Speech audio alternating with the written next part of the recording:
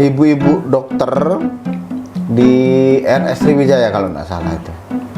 Telepon saya itu malam-malam. Nah, jadi ribut dengan sampai bakar-bakaran. Nah, itu salah satunya api asmara lah itu. Akses jalan masuknya sempit. Makanya kita harus terstandar jalannya itu. Bahkan ada yang di portal. Nah, gitu ya. Nah itu susah lagi. Yang di portal. Nggak bisa itu. Kunci di mana ada? Nah, nyari-nyari kunci dulu portalnya, ada kunci tadi. Iya. Iya. Alat yang seperti ini. Nah, sebelum saya mengetahui kalau ini namanya apar, waktu kecil saya mengatakan bahwa ini adalah oksigen. Oksigen kalau sesak dosen yang nafas. penuh mimpi, obrolan cerdas mulai menari. Buka pikiran, mari berdiskusi, nyalakan semangat, ciptakan inovasi. Dari ruang tunggu dosen kita beraksi, siap melangkah takkan berhenti.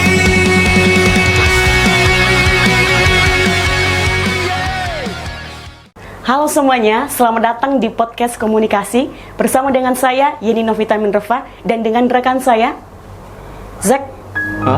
Kayaknya sibuk nih, Zek. Oh, bentar. Ini ada berita tentang damkar. Memang seheboh itu dan seasik itu emang, Zek. Nggak juga sih, cuman saya salut banget sama damkar sekarang. Memang pekerjaan damkar apa aja, Zek, yang bisa membuat kamu salut gitu? Ya banyak lah, bukan cuma matiin api doang. Ada evakuasi ular, hewan masuk dalam rumah, ataupun semacamnya. Terus ada yang tumbang pohon juga, biasanya yang darurat gitu. Banyak lah. Oh, berarti artinya warga kalau membutuhkan pertolongan harus memanggil damkar ya, Zek ya? Iya benar, harus cari damkar. Hai guys, apa kabar? Halo Pak. Lagi Halo, santai Pak. ya? Iya Pak, silakan duduk Pak. Iya, Dulu, Pak. Terima kasih. Silakan duduk Pak. Gimana? Ada yang kayaknya bahasanya seru nih, kayaknya nih bahasanya nih. Ya gimana? Saya pengen tahu nih Pak, apakah Bapak bisa perkenalkan Bapak sebenarnya? Oh gitu. Ya, izin ya teman-teman sekalian, bahwasanya kami adalah petugas dari damkar. Intinya untuk di Kabupaten Ogan Komering Ulu ini Dinas Pemadam Kebakaran dan Penyelamatan sesuai dengan Peraturan Daerah Nomor 12 Tahun 2013 Kabupaten Oku. Dinas Pemadam Kebakaran dan Penyelamatan ini ada dua bidang, yaitu bidang operasional dan bidang pencegahan. Bidang pencegahan ini salah satunya adalah pekerjaannya yang kita laksanakan pada hari ini. Ya, sosialisasi, pemberdayaan masyarakat, menyiapkan sarana dan prasarana untuk kegiatan pemadaman. Nah, kalau di bidang operasional tuh ada pemadaman api apabila ada kebakaran, kemudian ada penyelamatan, rescue. Itulah yang banyak sekali tugasnya. Nangkap kucing yang lepas, evakuasi cincin yang tidak bisa lepas dari jari. Bahkan tempo hari ada hewan ternak masuk dalam sumur. Nah, itu kita evakuasi. Nah, bahkan tidak hanya memadamkan api, tapi memadamkan api asmara juga. Itu. Ya, kita tidak perlu terlalu ini ya melebar. Jadi bahwasannya tupoksi Dinas Pemadam Kebakaran ini yang realnya itu tadi sudah saya jelaskan. Dan banyak tugas-tugas tambahan biasanya itu selain tugas pokok dan fungsi sebagai pemadam kebakaran, juga penyelamatan. Itu. Oh iya Pak, dari sepanjang lebar Bapak berbicara, para penonton kita ini belum tahu nama Bapak siapa, boleh namanya dulu siapa gitu. Izin memperkenalkan diri. Nama saya Yatino SIP MM. Kebetulan SIP saya dari Universitas Batu Raja sini. Saya alumni pemerintahan yang pertama sekali. Kemudian saya ada teman sini, Pak Taslim. Binardi SE. Beliau ini staf apa, Pak? Staf di penyuluhan analisis pemberdayaan masyarakat. Ya. Kebetulan saya tinggal di Batu Raja di Talang, Bandung. Alamat saya di tempat kampung kuliner dulu. Nah itu jadi teman-teman sekalian, saya sudah keluarga dan punya 2 orang anak.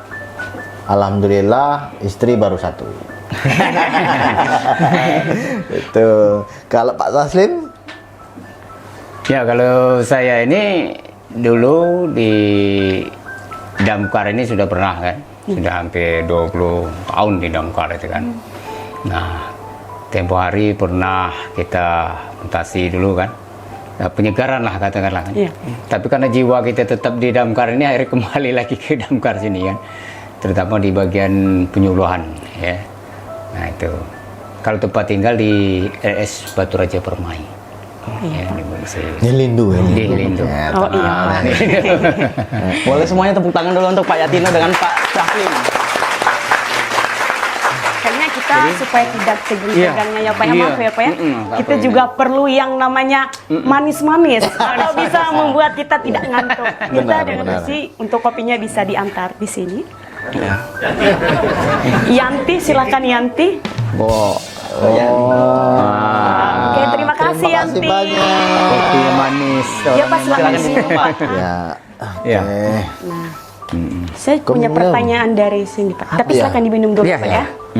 Kira-kira gimana ini? Ini Pak, yang saya tahu dari pekerjaan Bapak itu damkar ya. Damkar itu untuk memadamkan api yang besar. Nah pertanyaan saya Pak, kalau kita mempunyai api, rasa cemburu di dalam hati, apalagi kalau melihat mantan kita jalan dengan cewek lain, apakah bisa dipadamin juga Pak? Api yang membara itu dalam hati kita. Jadi Mbak Yeni ya? Iya Pak. Jadi Mbak Yeni pernah terjadi sesuatu yang seperti Mbak Yeni ceritakan.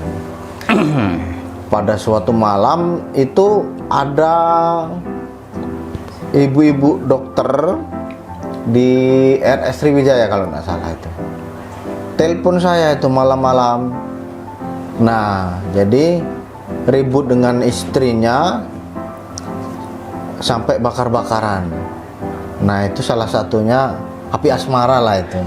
Nah, jadi itu bisa laporkan ke Pak RT dulu atau dirundingkan antar keluarga, kemudian kalau memang apinya sudah besar terjadi bakar-bakaran tadi, telepon damkar. Berarti boleh ya Pak ya? Kalau center damkar itu untuk 1 kali 24 jam wilayah Batu Raja Timur, kita sudah sebarkan luas di 0735 3211 322 113. Nah, di sini. 0735 322 113 di sini. Itu. Jadi apabila masyarakat Kabupaten Unggahan Komering Ulu butuh bantuan, kami siap membantu 1 kali 24 jam tanpa dipungut biaya apapun. Itu demi membantu masyarakat Kabupaten Unggahan Komering Ulu. Itu intinya. Sebelumnya kalau boleh tahu nih ya Pak, Bapak Yatino dengan Bapak Taslim ini udah berapa lama bekerja sebagai damkar? Oh, kalau saya baru, beliau ini yang sudah lama, senior, makanya rambutnya sudah putih. Ya, silakan Pak Taslim. Kalau saya sudah lama sebenarnya di Damkar, bahkan ya dikatakanlah pada saat Damkar mulai berdiri kembali kan di Batu Raja ini kan, dulu kan memang ada Damkar kan, Sudah itu ya kita tidak tahu, tenggelam waktu itu kan. Berpuluh tahun, akhirnya sekitar tahun 2000-2001 damkar itu hadir lagi kembali kan. Nah di saat itulah saya masuk. Dan kalau mau dihitung-hitung ya mungkin hampir 20 tahun waktu itu kan. Nah tapi karena kemarin tuh rasanya ya mungkin karena jenuh atau gimana, kita istilahnya apa, cari pengalaman baru dulu kan, suasana baru. Jadi kita sempat pindah di pemerintahan daerah kan, di Setda kan. Tapi karena jiwa kita masih di damkar, akhirnya kembali lagi ke damkar. Karena memang di situ juga ada panggilan jiwa, dan kebetulan di situ juga banyak yang sudah ada pensiun waktu itu kan, terutama di bidang pencegahan kan.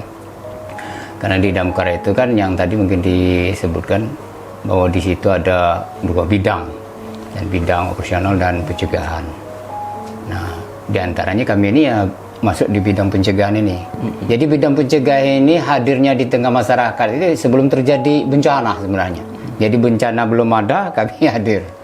Nah, seperti ya mungkin penyuluhan-penyuluhan itu tadi kan, atau yang sekarang ini lagi viral ini anak-anak TK itu, nah itu yang banyak ya, anak TK, ditambah lagi ada lagi yang MBG ini kan, yang namanya karyawan baru, supaya mereka lebih cepat sigap ya untuk menghadapi masalah kebakaran. Jadi jangan hanya sekedar panik, jangan hanya sekedar pekak-pekik, tapi mereka tahu apa yang harus dia lakukan istilahnya pada saat terjadi api yang kecil tadi kan. Karena api kecil itu kalau dibiarkan dia makin besar ya. Sudah itu yang namanya kebakaran ini, mungkin saya tambah sedikit ya, beda dengan bencana alam lainnya. Kalau kebakaran ini pada prinsip itu bencana yang tidak bisa dideteksi. Kalau bisa dideteksi ya enak gitu kan. Misalnya mungkin di desa ini malam ini mau kebakaran, mungkin kami sudah menuju ke sana. Tapi ini tidak bisa dideteksi seperti itu kan. Tapi bisa dicegah. Ya.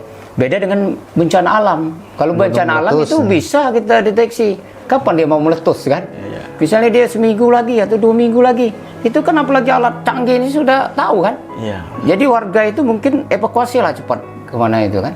Tapi dicegah tidak bisa. Ya siapa yang bisa mencegah gunung mau meletus istilahnya kan? Mau ditutup dia tambah meletus kan? Tsunami gitu kan? Tsunami bisa. Kapan dia mau datang? Tapi setelah dia datang tidak bisa dicegah. Termasuk gempa. Walaupun istilahnya negara yang maju pun sekalipun tidak bisa nak mencegah gempa. Mungkin di Jepang masih tetap gegar. Tidak bisa. Jadi yang namanya kebakaran ini harus kita waspada. Jadi ini adalah kebakaran itu pada prinsipnya ada musuh bersama istilahnya kan. Harus kita perangi. Tidak mesti harus petugas kebakaran yang harus berjibaku memadamkan api. Tapi kalau setelah terjadi ya seluruh kita harus ikut. Ya, jadi ikut perang istilahnya kan, perang melawan api. Itu. Tapi 20 tahun itu udah lama banget ya. Sudah. Tapi selama Bapak bekerja itu apakah ada hal unik atau hal yang nggak biasa yang Bapak pernah terjadi saat bekerja gitu? Yang paling terkesan. Yang paling terkesan gitu. Yang paling terkesan. Ya yang jelas yang paling terkesan yang banyak. Sudah itu yang paling apa? Ya terkesan mengesankan atau membosankan tentu banyak kan. Apalagi di awal-awal kita pertama sekali damkar itu, masyarakat kan banyak belum ngerti kan. Jadi masyarakat juga kadang-kadang kalau kita datang situ, taunya masyarakat itu pada waktu itu ya mungkin akhir-akhir ini sudah mulai banyak mengerti kan. Dia kalau ada kebakaran itu, taunya kita tuh dianggap terlambat, marah-marah kan. Padahal mereka tidak tahu. Yang namanya kebakaran itu pada prinsipnya kan harus ada api dulu baru kita datang kan. Karena tidak mungkin belum ada api kita sudah datang di rumah mereka itu kan.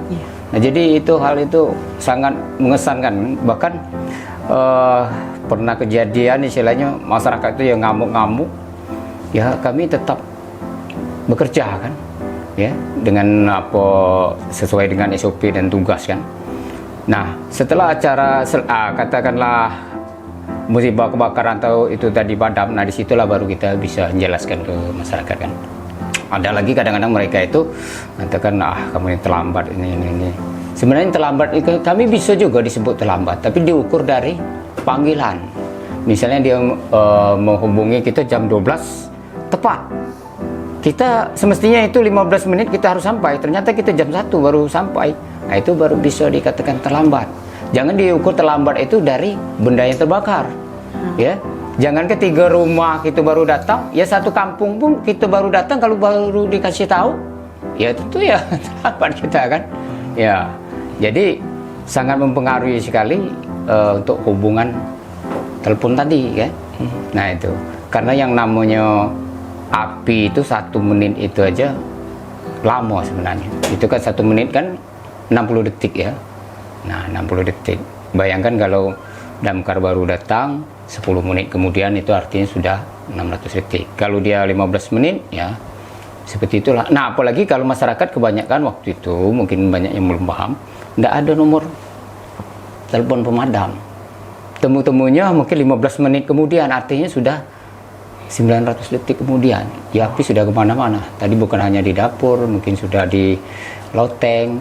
Ya jangan-jangan sudah ngajak ke rumah sebelah juga dia yang terbakarnya kan. Nah seperti itu kan. Nah untuk perlu diketahui yang namanya kebakaran itu tidak ada dalam kalender ya. Tidak ada dalam kalender. Dan kebakaran itu yang dimaksud kebakaran pada prinsipnya itu adalah sesuatu yang tidak kita inginkan ataupun api yang tidak terkendali. Kalau tadi apinya dari kompor, tahu-tahu naik di atas kuali, ataupun apalagi dia sudah pindah ke hordeng, nah itu kan artinya api yang tidak Diinginkan. terkendali, yang tidak diinginkan. Itu yang nama di antara kebakaran itu. Kira-kira gimana? Tapi jujur ya Pak, dari tadi Ya. itu saya takut salah ngomong. Ya, Ya takut disemprot sama bapaknya. semprot pakai apa pakai air nyemprot deh itu. Pakai airnya Pak nanti ya. Airmu ini ya. Oke. Baiklah Bapak, pertanyaan selanjutnya, saat menerima laporan darurat non kebakaran, apakah produser atau penanganannya sama seperti menangani kebakaran besar atau bagaimana Pak? Nah, ini izin menjawab ya. Siap. Kalau Saat ada yang ditangani langsung bisa, seperti evakuasi cincin yang tidak bisa lepas. Itu kan biasanya sampai bengkak tuh. Nah, itu harus ditangani langsung. Nah, kalau evakuasi sarang tawon, itu saya rasa kalau laporannya siang hari, kami nggak bisa langsung mengevakuasi. Jadi kita survei dulu, kemudian waktu malam hari kita baru eksekusi. Oleh karena peralatan dan bahan-bahan kimia itu kita tidak tersedia. Seharusnya kita sediakan. Oleh karena ya kembali ke anggaran kita tidak ada di situ. Iya. Tapi kalau kebakaran kita punya respon time. Respon time kita 15 menit. Harus segera sampai tujuan. Iya. Nah, akan tetapi biasanya masyarakat inilah yang menghambat, seperti kerumunan warga, lebih-lebih nonton konser kalau ada kebakaran. Nah itu Iya. kemudian terhadang kemacetan di jalan itu seperti kalau posisi kebakaran di seberang rel kereta api, seharusnya sampai duluan, kereta api lewat. Nah kita nggak bisa itu. Itu kemudian laporan itu terhambat masuk oleh karena sinyal. Biasanya nih yang terjadi seperti itu. Kemudian akses jalan masuknya sempit. Makanya kita harus terstandar jalannya itu. bahkan ada yang di portal. gitu Nah, ya. Nah itu itu. susah lagi, yang di portal. Nggak bisa itu. Kuncinya di mana ada? Nah, nyari-nyari kunci dulu portalnya, ada kunci tadi. Iya. Kalau masuk lorong kita nak narik dulu selang panjang masuk lorong itu. Makanya kita membentuk yang namanya red car. Alhamdulillah sudah terbentuk relawan pemadam kebakaran. Itu garda terdepan, garda utama untuk menghadapi apabila terjadi kebakaran pada awal-awal itu. Makanya mereka kalau tidak bisa menanggulangi sekaligus harus cepat-cepat telepon damkar. Itu. Tapi kan damkar ini terkenal dengan pekerjaan yang berbahaya nih Pak ya. Iya. Iya. Apa aja sih resiko yang biasa dihadapi oleh damkar saat apa sih namanya saat bekerja, dan gimana sih cara meminimalisirkan resiko tersebut gitu? Oh, yang namanya musibah di saat orang istilahnya lari, menghindar, kami mendekat, nah di situ risikonya memang sangat besar itu ya. Tapi ya namanya setiap pekerjaan itu ada semua risikonya kan. Nah di antaranya kalau kita menuju ke TKP kan, kita kan dituntut pada prinsipnya harus cepat itu kan. Ya cuman cepat itu ya tetap harus kita menyesuaikan keadaan. Jadi damkar itu sebenarnya tidak ada, ya dibilang tidak ada larangan berjalan itu kalau salah. Sama seperti di lampu merah ya. Pada saat di lampu merah, sekalipun dia lampu merah, kalau damkar sudah ini, dia tetap lewat. Tapi lewatnya jangan langsung terobos. Ya kalau terobos pacak banyak tukang ojek kena tumbur kan. Jadi dia harus tetap nyebrang. Nah, sudah itu dilarang masuk. Dilarang masuk juga dia tetap lihat keadaan juga. Misalnya ada perboden dan masuk. Tapi di situ lebih cepat istilahnya tempat sampainya. Ya mungkin harus lewat seperti itu kan. Nah, sudah itu yang kami ya kadang-kadang namanya kita tugas kan tidak terlalu kita harus melihat-lihat situasi di lingkungan kan. Nah, di sini kadang-kadang kami juga ya setiap mau bekerja itu ya selalu berdoa walaupun katanya ada motonya pantang pulang sebelum padam walaupun nyawa taruhannya itu sebenarnya sangat ini ya. Tapi seperti itulah kejadiannya kan. Kadang-kadang kita pada saat mau masuk di tempat yang terbakar itu kan kita tidak bisa mengukur istilahnya kan. Apa besi ini mau patah, istilah kayu ini mau roboh istilahnya kan. Nah di situ kita juga sudah beberapa bahkan sampai ada yang tewas kan dari petugas ini sendiri. Bahkan ada juga yang tergencet pada saat jalankan mobil-mobil yang terbalik itu kan. Jadi sempat ada yang meninggal di situ juga. Sudah itu termasuk juga kendaraan kami pernah tahun 2000 berapa itu 14 kalau tidak salah ya, ditabrak kereta api kan.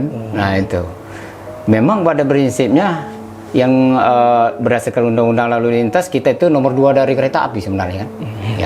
Ya tapi kita juga tidak bisa mendeteksi ya karena iring-iringan tempo hari kan.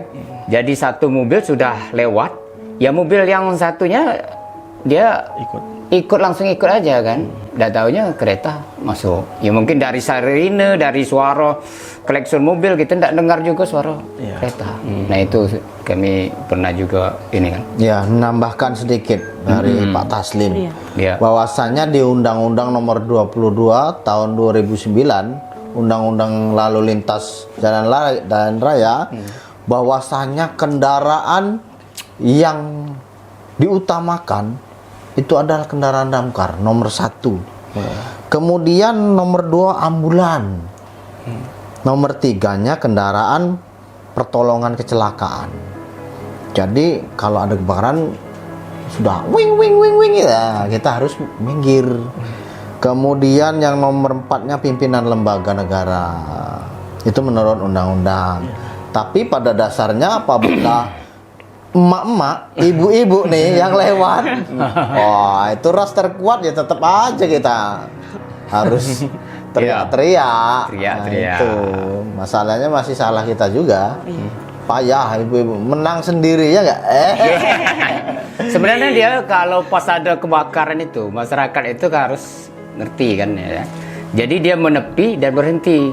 Jangan hanya menepi tapi masih berguyur berjalan kalau bahasa gitu kan.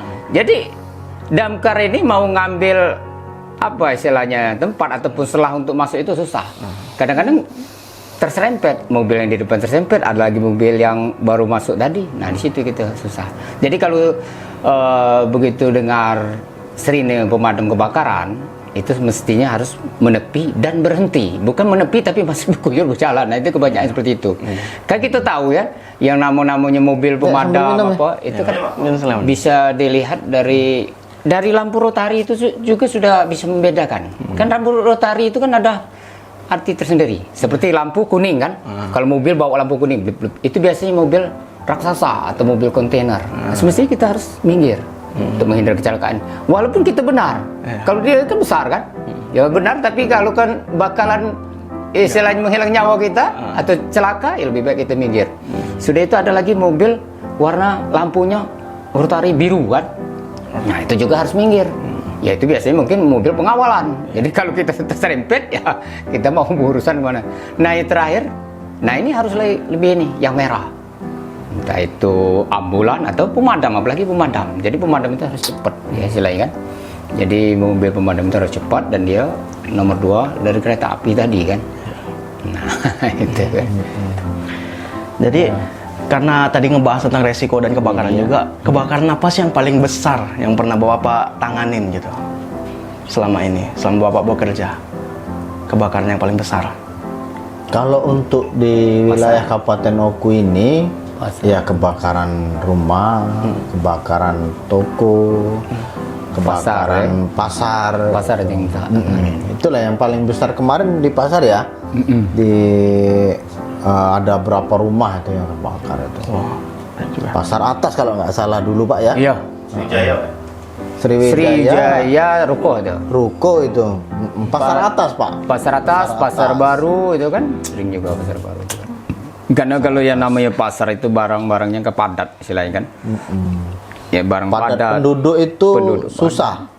Oleh karena apalagi kondisi cuaca angin kencang itu cepat sekali tersebar apinya itu. Iya. Jadi ya itulah kita tidak minta namanya kebakaran itu terjadi. Ya kita harus berhati-hati. Masalahnya ada pesan-pesan dari bidang pencegahan, tip-tip untuk kebakaran, pencegahan dalam kebakaran di rumah nih. Instalasi listrik itu harus update. Yang tadinya di rumah hanya ada TV nih. Nah, kemudian penghasilannya naik. Terus beli kulkas, beli AC, beli mesin cuci. Sementara instalasi tidak terupdate. Nah, itu ibarat mobil pickup nih, muatannya muatan fuso. Berat. Sangat berat sekali. Jadi begitu konslet hubungan arus pendek tadi terjadi di situ, nah itu yang membuat kebakaran. Kemudian steker nih, seperti steker yang colokan di rumah tuh jangan banyak-banyak, minimal 2, maksimal 2. Kalau lebih dari 2 itu membahayakan. Kemudian kalau kita mau pergi keluar kota atau kemana, mudik misalnya, itu jangan lupa mencabut colokan-colokan yang masih ini. Terutama colokan HP itu kan banyak lupa kadang-kadang HP-nya aja yang dicabut, colokannya masih. Nah itu kan kalau dia goyang bisa menimbulkan api ya, banyak ya ngelumber dia kan. Kemudian jangan lupa menitipkan dengan tetangga sebelahnya kalau tetangga tidak mudik. Itu pesannya seperti itu. Baiklah Pak. Iya. Saya juga punya pertanyaan nih. Kan kalau saya ke rumah sakit, saya juga melihat alat yang kayak gini Pak. Izin ya Pak ya. Iya. Alat yang seperti ini. Nah, sebelum saya mengetahui kalau ini namanya APAR, waktu kecil saya mengatakan bahwa ini adalah oksigen. Oksigen kalau sesak nafas. Tapi bisa Ternyata tidak? bukan. Ternyata bukan Pak. Ya. Jadi bisa tidak Bapak menjelaskan bagaimana kegunaannya ini? Ya, siap. Izin. Oke, silakan. Nah, coba sekalian biar enak jelaskannya. Ya Pak. Ya. Jangan Pak ya. Nah, ini namanya alat media pemadam kebakaran kan. Ataupun yang dikenal juga ini adalah APAR kan. APAR itu artinya alat pemadam api ringan. Tapi ada juga yang disebut dengan APAP sebenarnya, tapi masih tetap disebut dengan APAR juga. APAP itu alat pemadam api beroda. Ada juga yang bilang alat pemadam api besar, ataupun ada juga yang bilang alat pemadam api B, karena B berat. Kenapa dia ada ringan, ada berat? Nah, ringan ini biasanya di bawah 12 tahun, di 12 kilo ya, itu biasanya disebut ringan. Kalau dia sudah di atas, seperti koper, seperti roda pedati, itu sudah disebut APAP sebenarnya. Tapi orang bilang tetap APAR itulah, padahal APAR itu artinya alat pemadam api ringan. Dan alat ini pada prinsipnya untuk kebakaran awal. Ya, kebakaran awal itu kan kebakaran yang diawali dari api yang kecil. Itu biasanya digunakan seperti ini. Kecuali kalau bom, ya kalau bom itu lah kebakaran langsung sak, jadi kan boomnya langsung 3 rumah, mungkin 10 rumah kan. Iya. Ya seperti di medan perang kan. Nah, pada saat terjadi api yang kecil, kebakaran awal itu biasanya diawali dari api yang kecil. Nah, alat inilah yang diantaranya yang digunakan. Walaupun sebenarnya bukan alat ini saja kan, bisa juga dengan tanah, pasir, lumpur, air, ataupun basah. kain basah, karung yang dibasahi kan, bisa juga. Tapi ini lebih praktis. Nah, ini lebih praktis dan bisa kita bawa kemana-mana dibandingkan dengan media yang lain. Seperti kita mau bermobil kan, bagus ini harus ada di mobil. Misal kalau kita mobil kita konselit ataupun melihat mobil masyarakat yang konselit kan, kita bisa bantu dengan ini.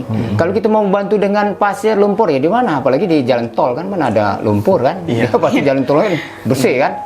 Nah, kebanyakan begitu ada mobil yang terbakar di situ, mobil-mobil yang lain pada stop keluar, tapi bukan ngeluarin apar, tapi ngeluarin HP kebanyakan. Jadi penyiar gitu. Apa bidang penyiar mereka itu tidak tahu, apa wartawan semua yang datang itu kan. Nah, itu semestinya ngeluarin apar. Walaupun 1 kilo kalau sudah 50 mobil berbaris artinya sudah 50 kilo ya siramkan ke mobil itu kan langsung padam. Nah, bagusnya kita ada alat ini terutama di kendaraan. Nah, ini pada prinsipnya kita ini satu rumah harus ada satu apar sebenarnya. Namanya apar ini bukan seperti barang yang lainnya. Begitu ada kompor kita meledup ataupun masuk di kuali tadi kemasukan api, mau minjam-minjam tetangga kan. Tadi mungkin saya singgung bahwa kebakaran itu pada prinsipnya cepat dia itu kan. 1 menit itu dia sudah berapa? 60 detik tadi kan. Nah, 60 detik itu lama itu kalau kita hitung.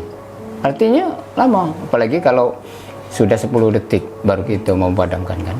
Belum lagi menunggu kendaraan yang datang. Nah, alat ini sangat cepat, sangat baik istilahnya fungsinya kan. Nah, apa ini? Mungkin cara penggunaan ya. Cara penggunaan dia yang pertama biasanya ini kan digantung di dinding kan. Setelah pas terjadi kebakaran atau walaupun kecil itu juga bisa termasuk kebakaran juga kan. Ya. Kita ambil apar ini, langsung kita turunkan ya. Kita lepas, ini ada pinnya nih. Ya. Kita lepas. Setelah apar pin ini kita lepas, segelnya ya. Selang yang dari pengikat ini biasanya ada pengikat ya. Kebetulan ini menggelah lepas ya. Kita arahkan. Kita cabut pin, kita lepas selang, arahkan. Setelah diarahkan, kita tekan. Jadi pada saat nekannya itu jangan langsung di dekat situ dulu ya, takut kalau meledup ya, meletup ya. Itu jarak sekitar 4 meter sudah kita semprot. Sembari kita sambil mendekat. Dan kaki atau kuda-kuda kaki kita harus siap ya kalau terjadi ledakan. Terus saya ada pertanyaan juga tuh. Ada apa itu yang tanya apa? Silakan tanya, tapi jangan sulit-sulit nanya. Iya Bapak, terima kasih untuk penjelasannya Pak. Isinya apa itu Pak ya? Belum apa? Nah, isinya ya. Ini air atau apa ya Pak? Nah, apar ini isinya sebenarnya banyak macamnya. Tergantung jenis kebakaran yang akan dihadapi sebenarnya. Dia ada yang jenis seperti ini, seperti tepung, powder ya. Nah itu. Dan dia ini bisa untuk kebakaran minyak, kayu, dan listrik. Ya. Ada juga dia ini air, ya cuman air keluarnya. Ada juga busa, tapi busa dia pum. Ya. Begitu keluar, pum dia. Tapi tidak cocok kalau ada kebakaran listrik. Kali ini semua bisa kan. Ada juga yang bentuk CO. CO itu dia mengeluarkan seperti salju dingin. Nah itu seperti itu kan. Oh, berarti pemahaman saya selama ini salah dong Pak. Saya pikir ini oksigen. Baiklah Bapak, terima kasih untuk ilmunya. Ya. Terus untuk yang darurat tadi Pak, itu ada orang mau nanya, pasokan airnya tuh dapatnya dari mana pas saat darurat itu? Nah, kalau ini izin menjelaskan teman-teman sekalian, bahwasanya kalau pas darurat, tapi yang jelas di dalam tangki pemadam itu selalu standby air.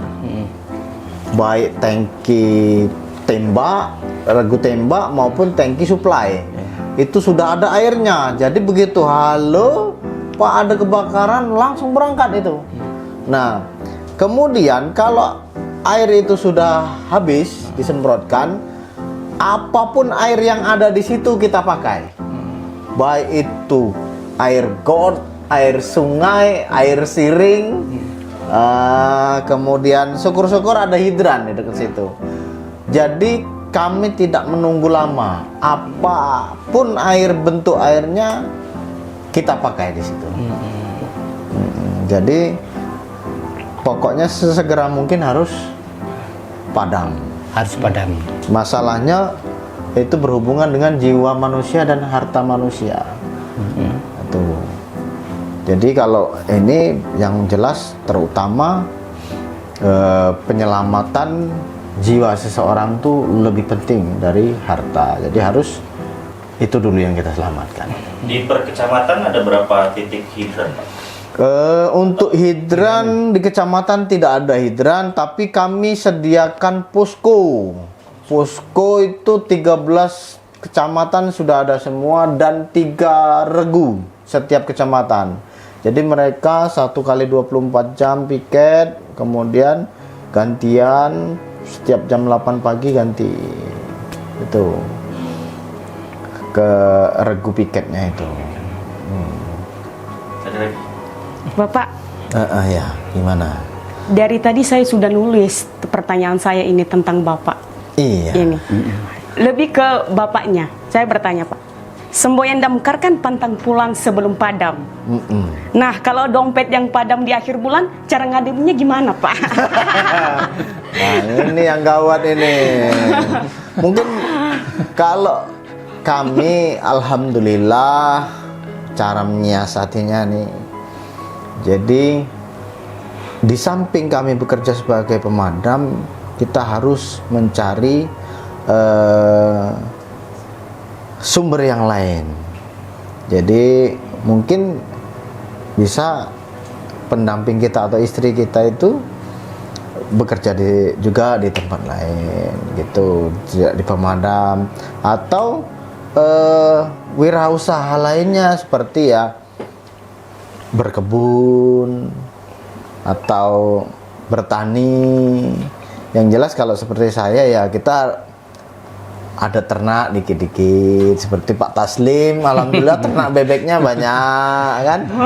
Usahanya pengisian APAR untuk di Kabupaten Ogan Komering Ulu ke CP Aulia punya Pak Taslim ini. Itu jadi tidak hanya melulu mengandalkan dari kita sebagai abdi negara tadi. Itu. Tak boleh tanya, Pak? Iya. Pak, di media sosial kan ramai nih kadang kan beberapa seliweran itu ya. Katanya lebih gampang laporan ke damkar ketimbang sebelah, misalnya itu kan. Tanggapan Bapak gimana, Pak, merespon nilai-nilai positif dari masyarakat terhadap apa yang dilakukan oleh damkar kan? Kadang beberapa hal sederhana itu ya banyak masyarakat seneng lah, efek tanggap cepat dari damkar kan. Nah itu gimana Bapak melihat tren media sosial yang positif yang seperti ini, Pak? Nah ini sebenarnya banyak pengertian. Yang jelas untuk damkar ini tidak bertele-tele. Jadi kami hanya nerima laporan langsung berangkat.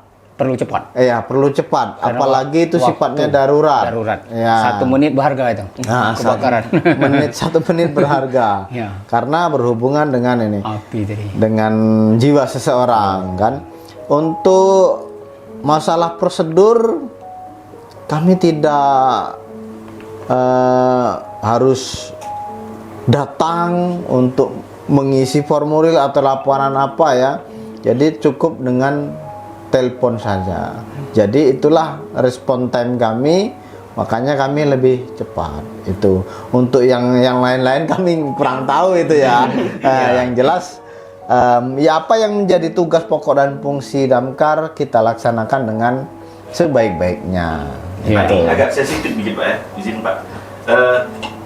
Kalau kita tahu ada beberapa dari anggota damkar itu eksiden lah misalnya, atau meninggal dunia itu kan akibat ya kita tahu resiko damkar kan besar ya. Apakah dari anggota-anggota damkar sendiri punya asuransi kah atau gimana, itu gimana Pak? Bisa dijelasin? Ya, kami seluruhnya punya asuransi ketenagakerjaan. Tapi kami juga berharap jangan sampai itu terpakai. Supaya artinya apa? Artinya tidak terjadi apa-apa, jadi selamat. Itu memang sudah dibekali itu, baik itu kemampuan secara teknis maupun secara pendidikan diklat, dan untuk kesehatan tadi itu dilaksanakan pengecekan kesehatan juga. Itu ada lagi. Jadi menurut Bapak, kalau kesalahan yang biasanya dilakuin sama masyarakat waktu terjadi kebakaran, yang justru memperburuk keadaan nih Pak, apa sih yang biasanya dilakukan masyarakat gitu, yang bikin memperburuk keadaan? Yang bikin memperburuk keadaan itu tadi sudah saya ceritakan di keterlambatan tadi kan. Mereka berkerumun, ya, mengganggu lintasan untuk pemadaman, terus parkir kendaraan sembarangan di tempat kejadian, itu kan buat susah. Kadang kan mereka pengennya dia yang madamin selangnya, Ya. wah sibuk. Itu yang lebih memperburuk keadaan. Iya. Jadi mobil sampai selang sudah ditarik dipasang belum. Nah itu kacau. Itu ya. Jadi kami minta kepada masyarakat, apabila terjadi kebakaran, berilah akses jalan, minggir, kalau mau lihat dari jauh. Jadi biarlah kami yang bekerja, dibantu biasanya itu Babin Kantipmas, Babinsa, itu yang bantu kami. Itu ada lagi? Ya. Oh, baiklah Pak. Karena dari tadi juga saya lihat kita bicara terus, untuk menjaga pita suara kita, mari kita minum sedikit dulu Pak. Iya, sambil minum. Silakan Pak untuk diminum.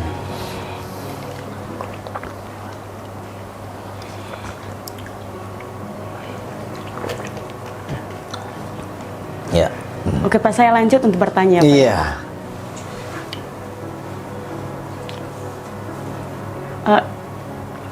Damkar Oku ada program lain dalam waktu dekat Pak, atau gimana ini Pak ya? Iya, dalam waktu dekat Damkar Oku ini akan mengadakan sosialisasi pemberdayaan masyarakat melalui edukasi ini kita laksanakan di Universitas Batu Raja. Mungkin bulan depan kali. Dan kami juga sangat berharap kerjasama dengan Prodi Komunikasi untuk membantu kita dalam mensosialisasikan pencegahan kebakaran, supaya untuk menekan terjadinya kebakaran di Kabupaten Oku. Memang sekarang cuacanya tidak menentu ya, hujan terus, kadang pagi panas, sore hujan. Semoga saja tidak terjadi apa-apa.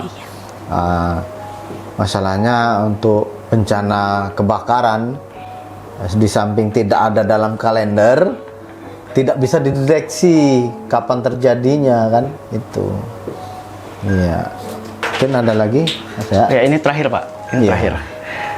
Apa pesan dan harapan Bapak kepada masyarakat agar lebih peduli terhadap keselamatan dan pencegahan kebakaran lingkungan sekitar? Nah, tadi sebenarnya sudah saya sampaikan juga ya. Untuk pencegahan kebakaran di masyarakat, yang jelas untuk memperhatikan beban atau instalasi listrik yang ada di rumah masing-masing. Kemudian itu tadi sudah saya sampaikan bahwasanya kalau keluar rumah itu jangan lupa mematikan kompor, mematikan kipas angin yang lagi hidup itu. Kemudian kalau keluar rumah jauh, misalnya mudik atau kemana, itu harus dititipkan dengan Pak RT atau tetangga sebelah. Nomor damkarnya juga harus disiapkan. Nah, nomor damkar harus disiapkan. Gara-gara nomor lama nanti pencarian. Oke, sebelum berakhir boleh slogan dulu Pak? Oh iya, mari kita sama-sama. Oke. Jadi kalau ada ini nanti saya yel-yel kita adalah salam Yuda Bramajaya, pantang pulang sebelum api padam. Oke, mari kita sama-sama. Oke.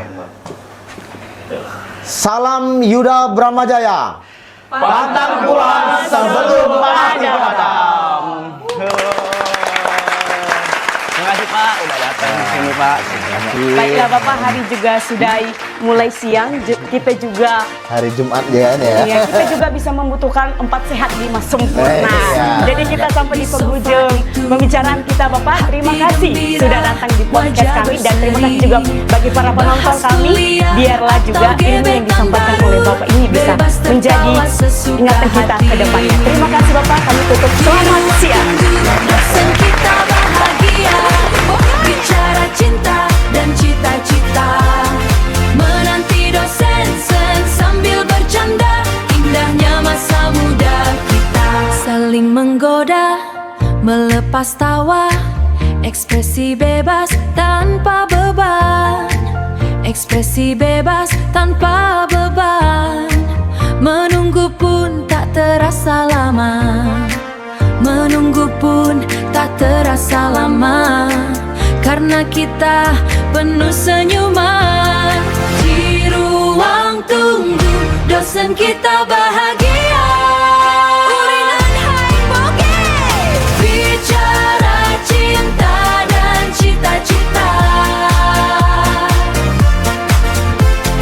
menanti dosen sambil bercanda, indahnya masa muda kita.